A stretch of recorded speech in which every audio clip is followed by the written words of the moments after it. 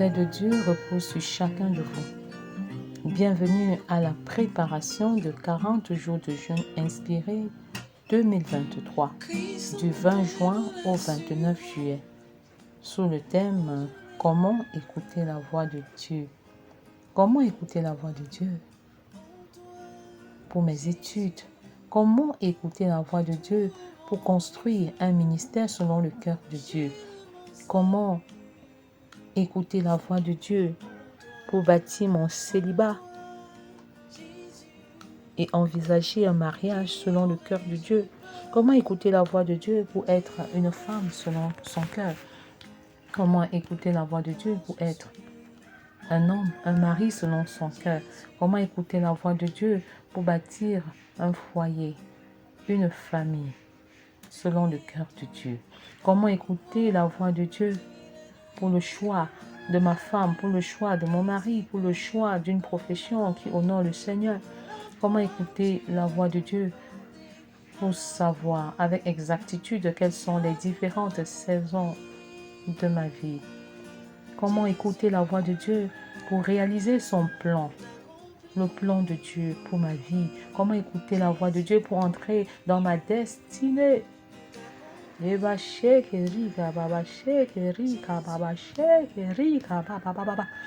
te poses tellement de questions. Et Dieu est disposé à répondre à chacune de tes questions.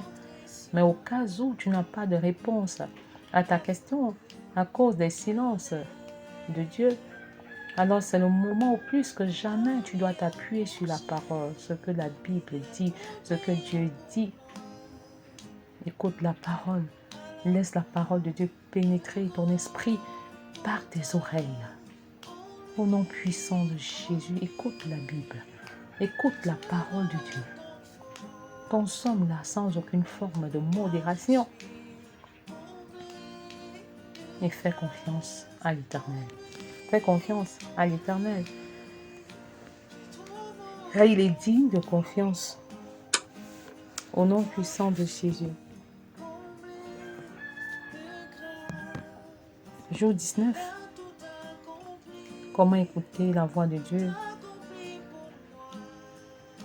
pour avoir une vie équilibrée? Comment écouter la voix de Dieu pour être un enfant, une femme, un homme équilibré? Comment puis-je écouter la voix de Dieu pour bâtir la triple excellence? Comment écouter la voix de Dieu pour être excellent sur le plan spirituel, excellent sur le plan familial, excellent sur le plan académique, professionnel, ministériel, au nom de Jésus? Comment le faire?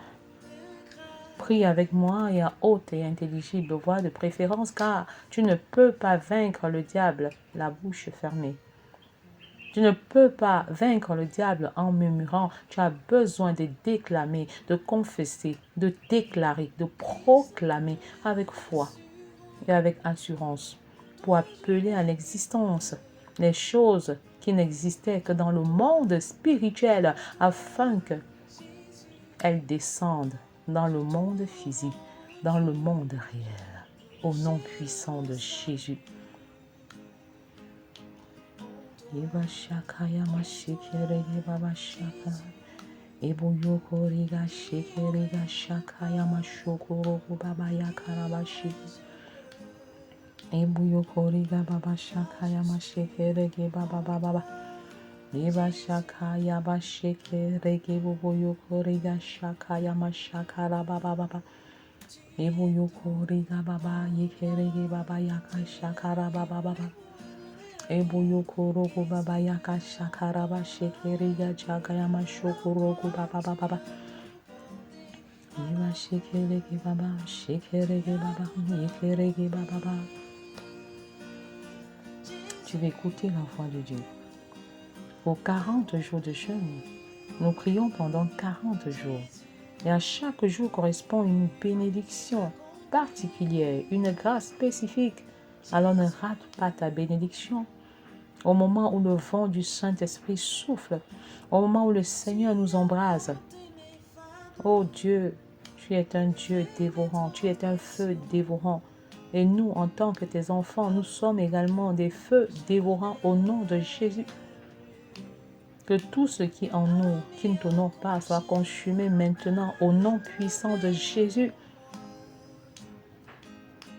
Merci Seigneur pour le feu que tu allumes dans nos maisons, pour le feu que tu allumes dans nos familles, pour le feu que tu allumes dans nos vies. Et je déclare que nous ne serons plus jamais tièdes. Nous sommes bouillants parce que tu nous remplis de tes eaux, tu nous remplis de tes vives eaux au nom puissant de Jésus. Tu arroses nos déserts, tu arroses nos déserts et tu changes notre condition, tu changes notre identité. Et je te dis en ce moment que tu ne t'appelleras plus Céphas, mais Pierre, au nom de Jésus. Et sur cette pierre, le Seigneur bâtira son église, car là où 2 ou 3 sont assemblés en son nom, il est au milieu d'eux. Ton foyer est déjà une église. Ton foyer est déjà toute une entreprise constituée de 2 personnes. Alors accordez-vous, faites tomber les querelles, réconciliez-vous et marchez dans la paix, dans l'harmonie, dans la convivialité par la puissance du Saint-Esprit. Merci Seigneur pour ton feu qui visite les enfants.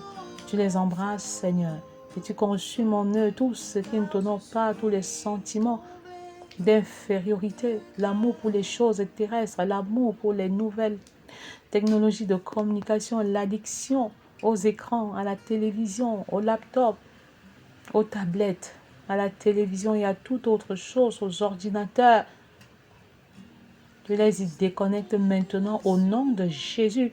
Je proclame que nos enfants dépendent du Saint-Esprit et non de la télévision.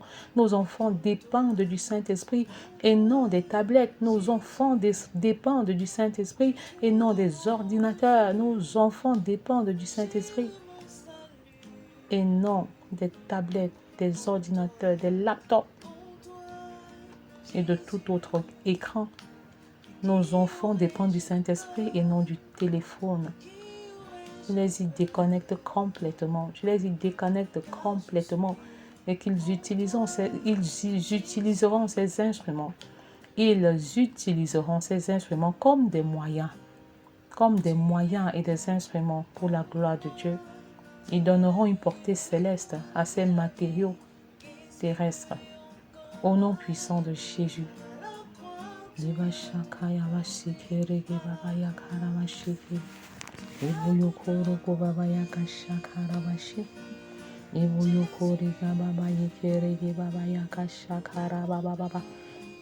Paye le prix, toi qui m'écoutes, homme, femme. Paye le prix de ta formation. Paye le prix de ton équipement. Paye le prix de ton élévation. Tu ne saurais être grand dans la maison de Dieu sans passer par un équipement, sans passer par une formation. Tous ceux que Dieu a élevés en dignité, tous ceux que Dieu a promus dans la parole de Dieu sont passés par un temps d'équipement, un temps de formation.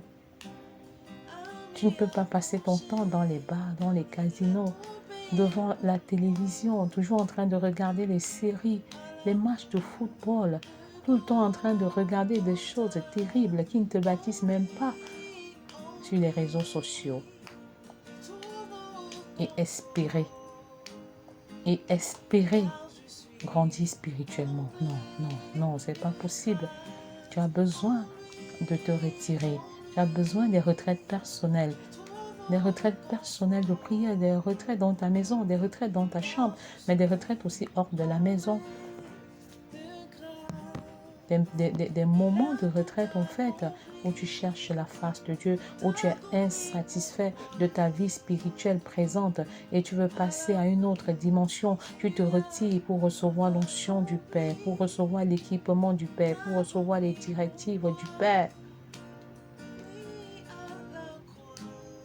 Dans un monde en perpétuelle mutation, dans un monde où on court à grande vitesse, dans un monde où tout le monde est en train de courir, nous avons besoin de nous arrêter.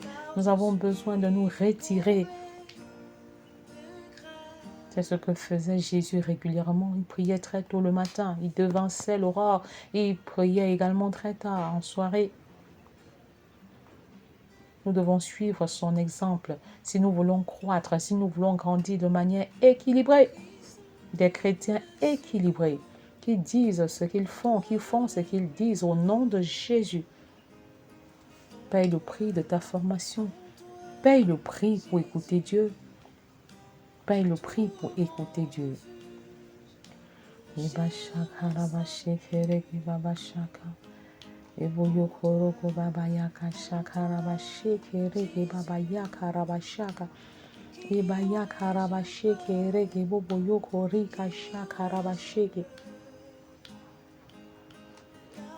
Quand Jésus avait une décision à prendre, il se retirait.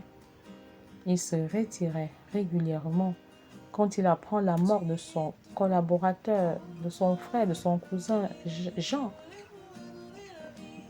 il se retire. Il cherche de nouvelles directives. Il cherche de nouvelles directives parce qu'il veut demeurer dans la volonté parfaite de Dieu. Il cherche de nouvelles voies pour la mission. Il cherche de nouvelles instructions de la part de Dieu, de nouvelles directives. Il est bon de se retirer. Il est bon de se retirer en tant qu'enfant pour savoir ce que Dieu veut de toi. Pour avoir les moyens et les méthodes de Dieu pour développer l'obéissance et l'honneur accordé aux parents, pour vivre une enfance qui glorifie le Seigneur. Tu as besoin de te retirer en permanence. Adolescent, tu en as fort besoin. Toi qui transites entre l'enfance et l'âge adulte. C'est vrai, ce n'est déjà pas facile d'être adolescent, mais il y a beaucoup de défis à relever. Tu as besoin de la puissance du Saint-Esprit, tu as besoin d'être dans la présence de l'Éternel en permanence pour qu'il te montre la voie que tu dois suivre pour traverser ton adolescence.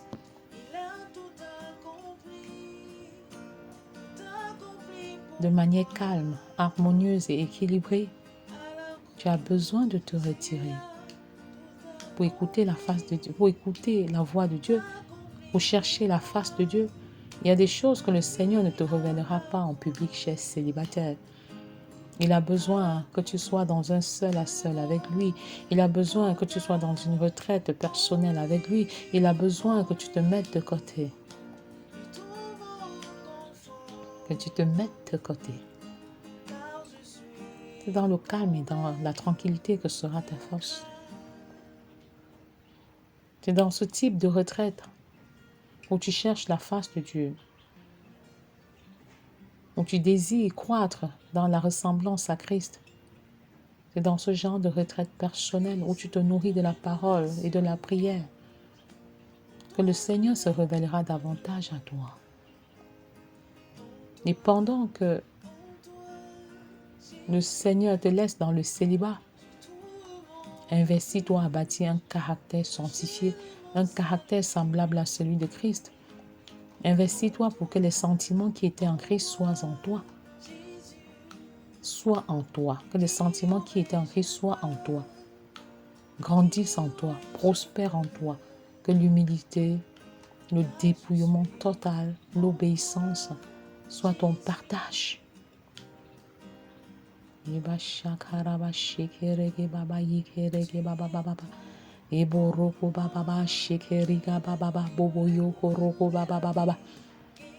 peux être rempli d'onction, pétri d'onction, des charismes de l'Éternel. Tu peux prier, parler en langue, guérir les malades, prophétiser. Mais tant que tu n'as pas un caractère sanctifié, tu auras des difficultés. Parce que devant les difficultés et l'adversité, l'onction te quitte. Et c'est ton caractère qui doit affronter l'adversité. C'est ton caractère qui doit affronter les difficultés. Pendant le célibat et même dans le mariage, cela est vrai pour toi, homme, femme, couple, au nom de Jésus. Travailler à bâtir notre caractère et à développer les dons. Oui, les dons ne sont pas signes de maturité. Quand Jésus était confronté à l'adversité, il n'a pas déployé un don, mais c'est son caractère qui a été manifeste. Il aurait pu utiliser un don particulier, de miracle, de puissance, pour ne pas se faire arrêter, ou pour ne pas subir des châtiments corporels. Mais il a affronté la douleur, la souffrance, par le caractère qu'il avait bâti en lui-même. C'est ton caractère qui affronte les difficultés, pas l'onction qui est en toi. C'est pourquoi tu peux prophétiser. Mais il est meilleur que tu sois en conformité avec la parole de Dieu. Il y a certaines erreurs que tu aurais dû ne pas commettre si en plus de ton onction, tu travaillais ton caractère, tu investissais à développer un bon caractère, tu t'investissais à faire des choix qui honorent le Seigneur, tu t'investissais à faire constamment de bons choix et à faire même ces bons choix dans les situations les plus complexes. Mais tu as plus compté sur ton onction que sur l'effort à fournir pour bâtir ton caractère. Et devant l'adversité, c'est pourquoi tu ne tiens pas.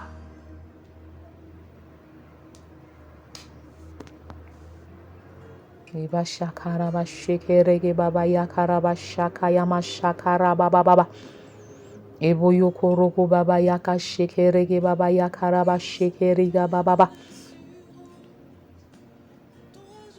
ne suis pas en train de dire que le don spirituel est une mauvaise chose.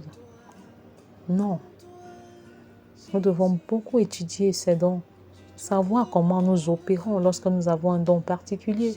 Nous devons même aiguiser nos dons, nous devons exercer nos dons, nous devons grandir dans l'exercice de nos dons. Nous devons savoir comment utiliser ces dons avec la sagesse divine, avec la direction divine. En tant que prophète, tu peux recevoir des choses, mais sans pour autant les communiquer à qui que ce soit, parce que le prophète, c'est également celui qui sait. Tu peux recevoir quelque chose de quelqu'un et Dieu t'appelle, non pas à informer la personne, mais à prier pour la personne, à intercéder pour la personne, à t'investir pour le bien de la personne. Tu as reçu de Dieu qu'une femme va accoucher avec beaucoup de douleur, avec beaucoup de difficultés. Si tu lui communiques cela directement, cela peut faire beaucoup plus de mal que de bien. Mais tu gagnerais mieux à beaucoup prier pour cette femme, à beaucoup intercéder, à beaucoup intercéder pour que les choses s'améliorent. Tu n'es pas toujours tenu de dire tout ce que tu as reçu, mais dans le secret avec le Seigneur, va et dis à l'Éternel ce qui est bon pour la personne. Que tes prophéties ne concourent pas à détruire et à déstabiliser le corps de Christ et les personnes qui les reçoivent pour quelque raison que ce soit. Il est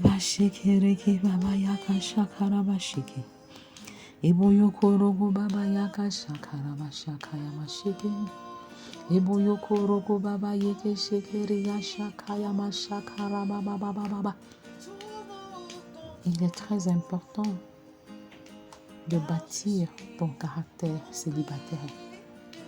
Le caractère que tu bâtis aujourd'hui t'amènera au ciel, d'où la nécessité de prendre le temps qu'il faut pour bâtir son caractère.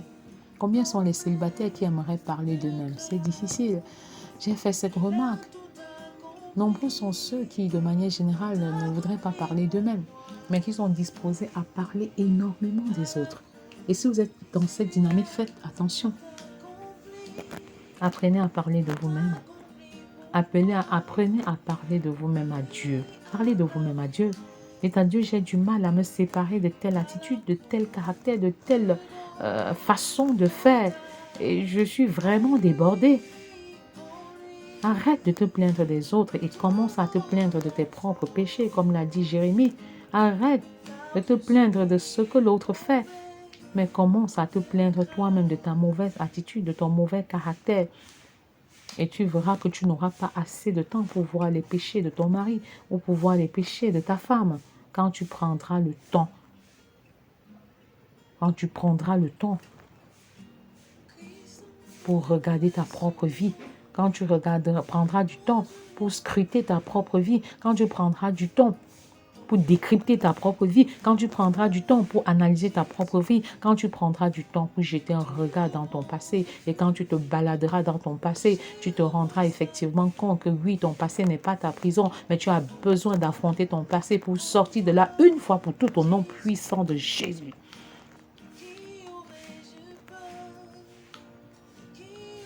Apprends à bâtir ton caractère.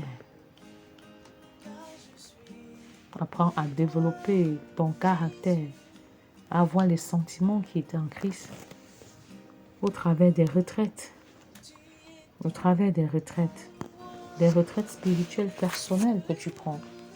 Il est plus facile de prendre des retraites en groupe, mais je conseille fortement de prendre des retraites individuelles. Des retraites individuelles pour chercher la face de Dieu, pour chercher la face du Maître.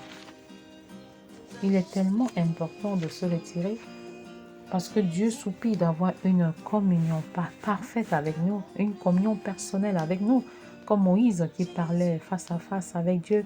Le Seigneur veut nous rencontrer. Le Seigneur veut nous parler individuellement. Il ne veut pas passer par une tierce personne. Non. Non, non, non. Il veut te parler sans témoin. Il veut te parler directement. Et tu dois prendre conscience de cette réalité et t'y investir dans ce sens au nom puissant de Jésus.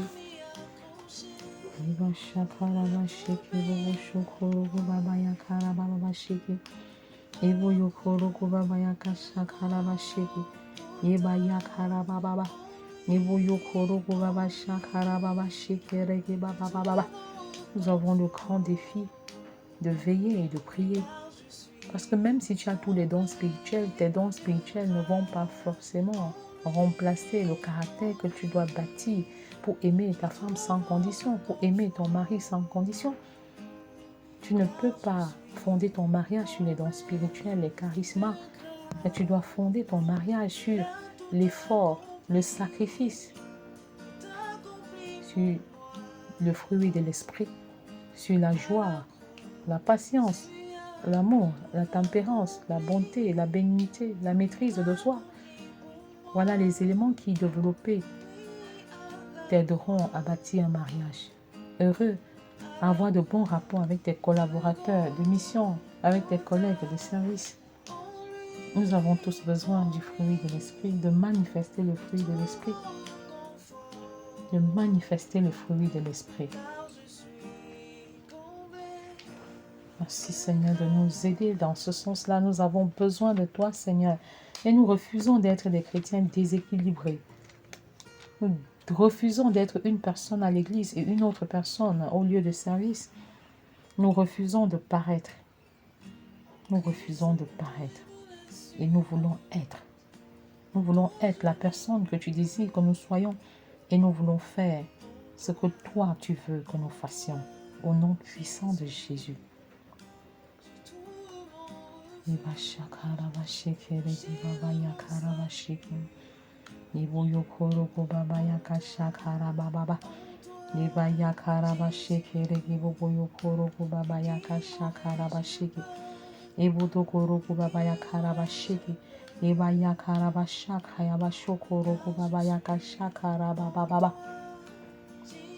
Merci Seigneur, parce que nous pouvons compter sur toi pendant nos retraites personnelles, avant nos retraites et même après nos retraites, Seigneur. Tu vas davantage te révéler à nous, ouvrir nos yeux et nos sens spirituels et nous montrer ce qu'il y a lieu de faire. Les jours sont mauvais et il faut racheter le temps. Nous devons veiller. Nous devons veiller, enfants. Nous devons veiller, chers amis, adolescents. Nous devons veiller, célibataires. Nous devons veiller, prier. Nous devons veiller, femmes. Nous devons veiller, hommes. Nous devons veiller, couple. Nous devons veiller. Nous devons veiller de manière permanente. Permanente. Permanente. Permanente. Veiller et prier pour ne pas tomber en tentation. Veiller et prier pour rester éveillé. ou rester éveillé. Et nous devons apprendre à traiter durement notre corps et ne pas toujours lui donner le sommeil qu'il demande.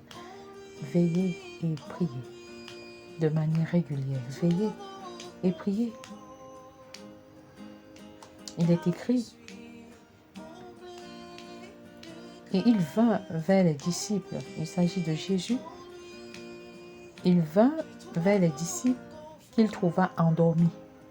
Et il dit à Pierre, Simon, tu dors? Simon, tu dors? Tu n'as pas pu veiller 1 heure. Tu n'as pas pu veiller 1 heure. Marc 14, verset 37. Tu n'as pas pu veiller 1 heure. 1 heure.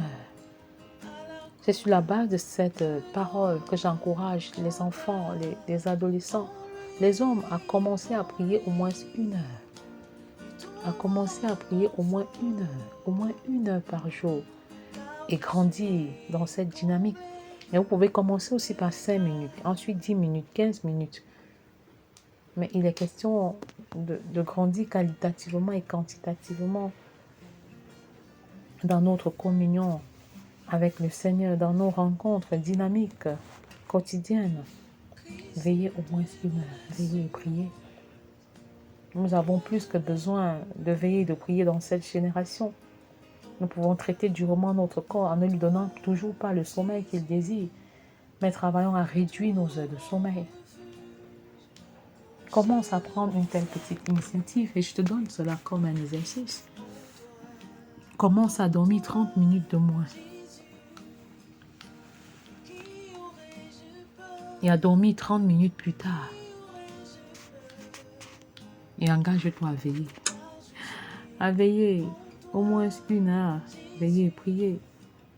Et de grandir dans ce processus. Pendant ces 40 jours de jeûne, notre désir, c'est de voir chacun prier pendant au moins 3 heures. Chacun prier pendant au moins 3 heures. C'est quelque chose de très important. Passez 3 heures dans la présence de Dieu et vous découpez ces 3 heures à votre guise, selon votre bon vouloir, selon votre volonté et selon aussi la profession que vous exercez. Au moins 3 heures de prière par jour dans la présence de Dieu. Ne vous sous-estimez pas. Parce que prier, est-ce vouloir au pouvoir? C'est aussi vouloir. Est-ce que vous voulez vraiment prier? On n'est pas trop faible pour ne pas prier. Et on n'est pas non plus trop fort ou trop spirituel pour ne pas prier du tout. Nous sommes tous concernés. Que les plus forts soutiennent les plus faibles. Et que les faibles n'aient pas une basse opinion de qui ils sont. Nous voulons être des chrétiens équilibrés, Seigneur, en cette saison. Nous voulons être la personne ou des personnes que tu voudrais que nous soyons. Et nous voulons faire exactement ce pourquoi tu nous as envoyés sur la terre. Que ceux qui n'avaient pas la révélation du plan de Dieu pour leur vie soient éclairés pendant cette période au nom de Jésus. Ceux qui se posaient encore la question de savoir pourquoi ils sont sur la terre trouvent des réponses à ce type de questions. Que ceux qui avaient des douleurs dans leur corps, dans leur âme et même dans leur esprit soient complètement restaurés par le sang de l'agneau, par les meurtrissures de Christ. Et je refuse que les uns et les autres dans ce programme et au-delà continuent de porter. Je refuse que les uns et les autres continuent de porter une douleur.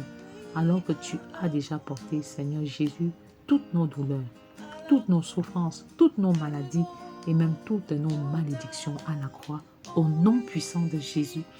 Pendant que tu travailles à être un chrétien équilibré, souviens-toi que la plus grosse, la plus bonne des nouvelles que tu peux avoir, c'est d'être en Christ et d'aider les autres personnes à être également en Christ. Es-tu en Christ? Es-tu de Christ? Es-tu une nouvelle créature? Veux-tu devenir une nouvelle créature et une nouvelle création? Le Seigneur te tend la main en ce jour. Donne-lui ton cœur, ce cœur rebelle, ce cœur désobéissant. Il veut le transformer, il veut le changer. Donne ton cœur à l'Éternel. Donne ta vie à l'Éternel. Au nom puissant de Jésus. Seigneur, merci pour les conversions que tu suscites. Pour les conversions que tu suscites. Merci pour les transformations de vie. Merci parce que tu fais de nous des hommes et des femmes équilibrés dans notre enfance, dans notre adolescence, dans le célibat, dans le mariage et partout où tu nous envoies. Nous sommes de véritables représentants de Christ. Nous sommes de véritables ambassadeurs et nous confessons que nous sommes dorénavant le sel de la terre et la lumière du monde.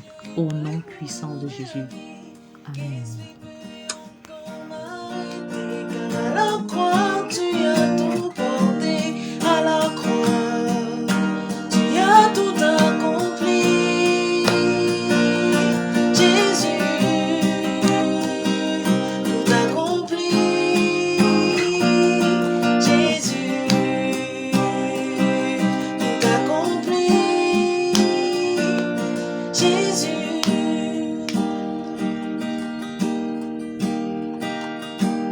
Jésus a ôté mes fardeaux, enlevé mes transgressions,